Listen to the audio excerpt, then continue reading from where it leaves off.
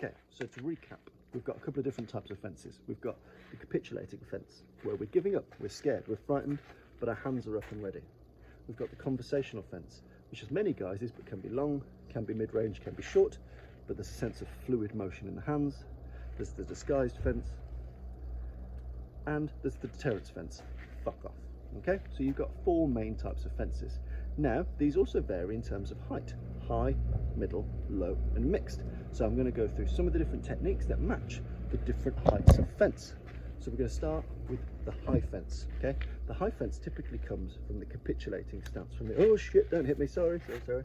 You know, this is quite a natural reaction for most people, but it primes you like a high boxing guard. So I'm going to go through some of the techniques that the high fence primes you for. To reiterate some of the bonus points of the high fence: the elbows are in like a boxer stance, the hands are high just above the eye line, the body is squared onto the opponent, but we shrink our body down a little bit. This is to give the impression of fear, but also to contract ourselves, ready to explode forward. Okay, so some of the techniques from the high fence, which I enjoy. Again, there is much to be said about practicing the verbal jiu-jitsu needed to convince people that you are a threat, that you aren't a threat, that you're not going to hit. So again, get used to the verbal aspects too. I won't touch those in the video. I'll focus purely on the physical here. But again, get used to asking distracting questions. That's the notion of kazushi. If I can distract you and disrupt you, I can hit you. Okay? So from the capitulating stance, primary shot for me is a hard downward hammer fist. And again, we're going to focus on the opening shots. After you hit that opening shot, it's open season on what you want to throw. It could be hooks, elbows, chokes, throws, whatever you want to do. We're focusing on the first shot of the fence. So from the capitulating guard, I quite like a strong downward hammer fist because my hands are quite high already. It's a safe blow because, again, when you hit people for the first time in a fight, that's when you're at peak nervousness. After that, you start to fall into a rhythm. Even though fighting is broken rhythm, rhythms occur. But again, if you're going to hit someone for the first time, you're a bit nervous and your targeting can be off. So better safe than sorry. So I like a strong hammer fist using the hard bottom flat part of the fist from here, and make sure I bring my body weight down with it. Again, I'm quite contracted, so I sink my knees into the shot. And bear in mind, there could be 2 or 3 of these in your opening salvo. So from here, I don't raise it any higher. Immediately from where it is, I hit and I drop my body weight. Again, I'm not flaring that shot. I'm not doing long extended hammer fists. Just here, I'm just dropping it straight in. Okay, from that capitulating stance. And again, you can multiply these. So again, that's just an opening salvo.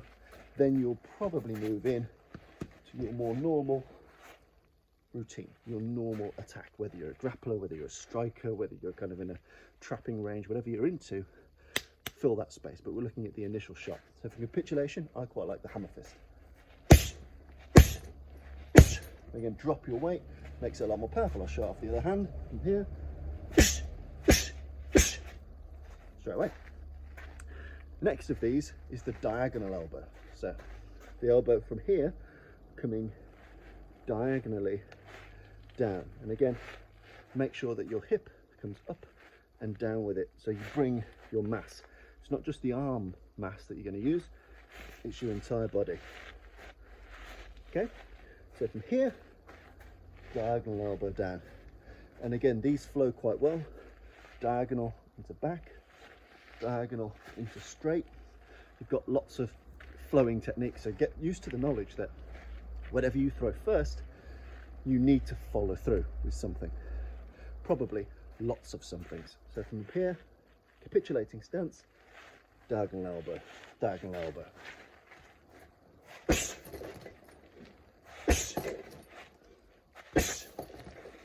So from here, capitulating stance, diagonal elbow.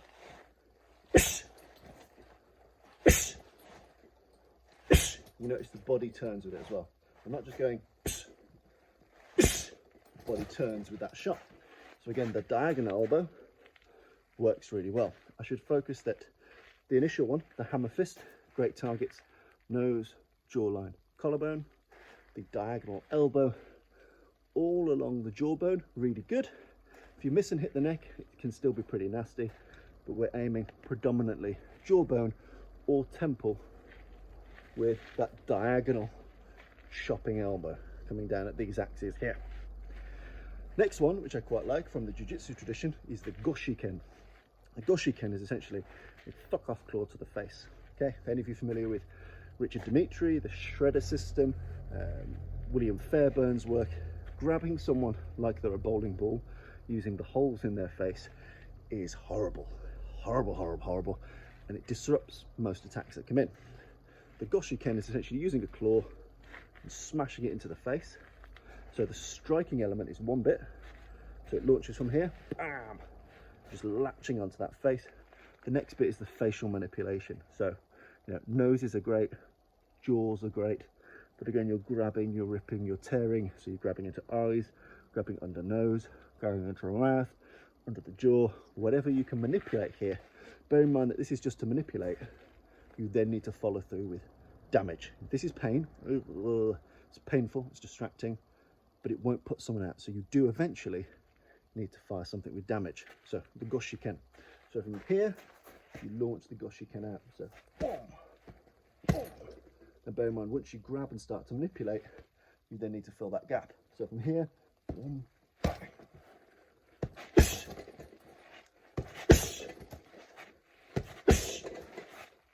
launch it down. But again, you don't need to telegraph this. A bit like a cat, just launch it out. So from here, boom, make sure you hit, you grab, and get used to practicing on a bob dummy on partners, the different levers that you can get by grabbing a face, but you're ready to pretty much instantly follow it through with a hard strike. So capitulation stance, goshiken, goshiken. And once you get grab, get used to hitting. So grab, cross, grab, hammer, whatever you want to do. Finally, there's the pivot blow, because I'm very cognizant that not all attacks happen from the front. So the pivot blow is essentially a sideways hammer fist, and it can turn. So from here, it can be to the left, to the right, or over the front. So again, this is more for at a slightly oblique angle. So if I'm doing my fence and there are two opponents here, and I've done my capitulation fence, I might need to hit the bloke here before I hit the bloke there. So again, getting used to throwing the pivot blow. Again, we're turning, and I'm slightly off to you. Imagine the opponent's here. I'm firing this sideways hammer fist, turning my hips into it, and if you imagine that pretty much always followed through with a secondary strike. So 1, 2, 1, 2.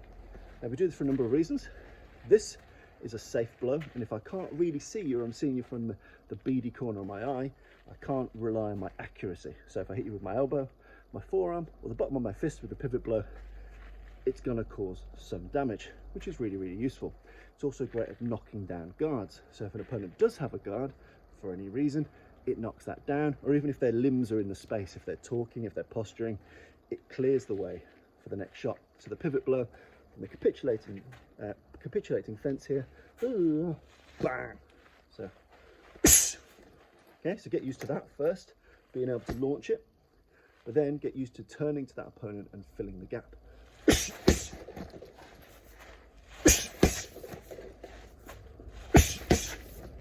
Okay, so again, this is particularly useful if you've got more than one opponent. You can do it directly to a one-on-one opponent, but always be ready to fill that gap. 1, 2. So from the front, 1, 2, 1, 2. That's the pivot blow. So just to recap, capitulating fence is hands up in a surrendering position, but you sink your body down, sink your chin down. The techniques that we do typically involve the hammer fist, sinking our body weight down, and we can do multiples of these before filling in with something else. We've got the diagonal elbow, again making sure we use our hips to drive our mass behind it. We've got the goshiken, which is essentially a nasty claw-like grab to the face. So part 1 is the strike, part 2 is the manipulation, then hit with something, and finally the pivot blow, which is more used for people at 45-degree angles, where we whip that sideways hammer fist out in readiness for something else, a cross, an uppercut, a headbutt, whatever we want to do. So that is the high capitulating fence.